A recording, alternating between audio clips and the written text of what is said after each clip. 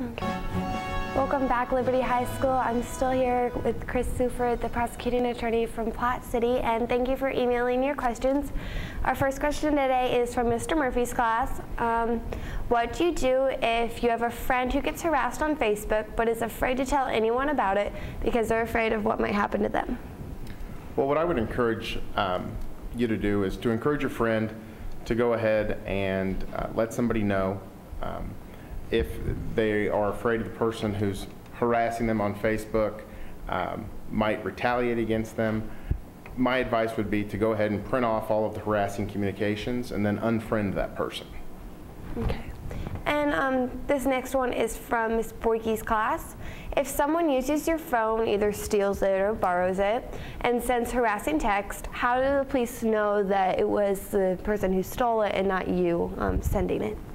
Sometimes, and there's no way for the police to know who is actually pressing the buttons on a phone. Sometimes, however, the content of the communication would make sense, or would let us give us some clues as to who is actually using the phone. If somebody steals your phone, you should make a police report immediately, and then you won't be held responsible for anything that happens after that point. But generally speaking, a lot of times we can tell who's sending the communications by the content of them. Also, there is the possibility of what's called a pin trace. A cell phone, as it's being used, basically communicates with a tower, and it creates a record of all that of the tower that it connects to. So we'd be able to find within about a quarter of a mile where this phone was being used. Okay, this one is from Mr. Bunch. One of our students asked the question, is videotaping a bad thing to put on Facebook too? It all depends on what the content of the videotape is. You know, if it is videotape of the football game from the last Friday night, that's not a problem. Again, you should only have friends on your Facebook page that you know in real life. You shouldn't accept a friend request from anybody who asks you. So and you should also have your privacy settings where only people can see your Facebook page who are your friends. But generally speaking, a video, if it's just an innocent video, there's no reason not to put it on Facebook. Okay, and Mrs. Figg's class asked, can the person who receives an inappropriate picture get in trouble in any way? No. I mean, generally speaking, only if they keep that picture, you know, for an extended period of time, if they don't report it. If a person receives a picture and keeps it, accesses it, things like that, you can get in trouble for possessing an inappropriate picture if it's, you know, if it's an illegal picture to possess. But if you just receive it and you make a report immediately, you're not going to get in trouble. Okay, so report it and then remove it from whatever device you received it on? Probably report it to the authorities, to the police. They will probably make a digital copy of the picture with all the what's called metadata, the information about the picture that's contained within it. And then when they tell you that they don't need it anymore, then you can remove it. Remove it, okay. This is from Ms. Fairhorst. What are the penalties of cyberbullying? Cyberbullying, the crime in Missouri would be called harassment. It's generally a Class A misdemeanor, and that's basically any conduct that creates or that's intended to cause fear, intimidation, or emotional distress, and that's punishable by up to a year in the county jail or a fine of up to $1,000. Okay, and then what if the person was just kidding or they didn't actually mean what they were saying? Again, a lot of that will go to the nature of the message. I think teens need to be sensitive about things that may seem like a joke or may be intended to be a joke, can actually be hurtful and can cause emotional distress to a person. Generally speaking, you know, if it's just sort of good-natured kidding, you're not going to get in trouble. If it's mean-spirited, you may very well get in trouble. Okay, and then this one came from Mr. Kaiser's class. What do you do if you tell someone about bullying and they don't do anything, they don't realize as threatening as it was? Well, the first thing to do is, I would say, find an adult that you trust, tell them what's happened. If it is really threatening bullying, really harassing communication, then you should go to the police and let them know, and they'll make sure that doesn't happen again. Okay. This one is coming from Ms. Stock's class. What happens if the picture message is inappropriate, but both of the people who sent and received it are at the same age? That doesn't matter. It is illegal to possess child pornography, and it doesn't matter if the people in the picture are under, if they're underage. It's not a defense. Now, in the state of Missouri, for purposes of the criminal law, you're not an adult until you're 17, but you still can get in trouble with the juvenile system. So the fact that it's sent between two people who are underage is not a defense. Okay, and this one is coming from Mr. Zavos' class. What are the ratifications of bullying on school grounds beyond what the school is going to do? And if the bullying rises to the level of a criminal offense, if it's, if it is physical, if it's an assault, there are criminal ramifications for that. If it is, again, the kind of communication that creates fear or intimidation or emotional distress, that can be harassment, and there are criminal ramifications for that.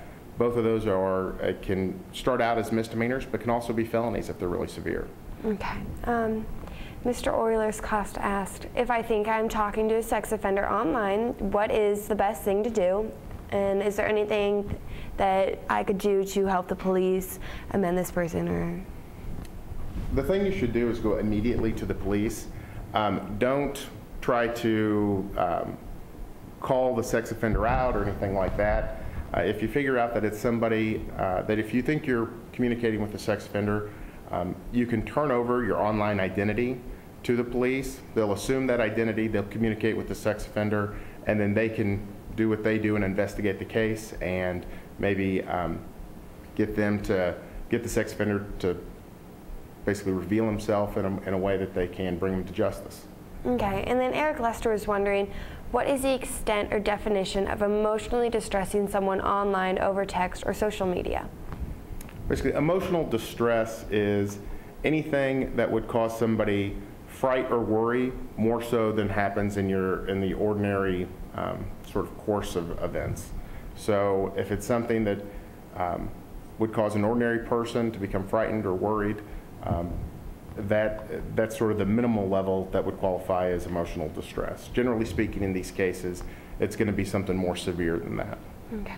And then Mr. Murphy's class has another question. What are the steps that a student or somebody needs to go through to report online harassment, bullying, any of the topics that you've discussed? Really, the thing to do is to go to the police. It depends on what jurisdiction you're in. If you live in the city, you should go to the Liberty Police Department. If you live outside the city limits, you can go to the Clay County Sheriff's Department. I know that there's a detective with the Clay County Sheriff's Department who specializes in these kind of cases, cybercrime type cases. But the most important thing is to make a report. First, go to an adult that you trust, and then go to the police. And a rumor that a lot of people hear is that when something's on the internet, it is always there. Is that a true rumor, or is that just an over-exaggeration?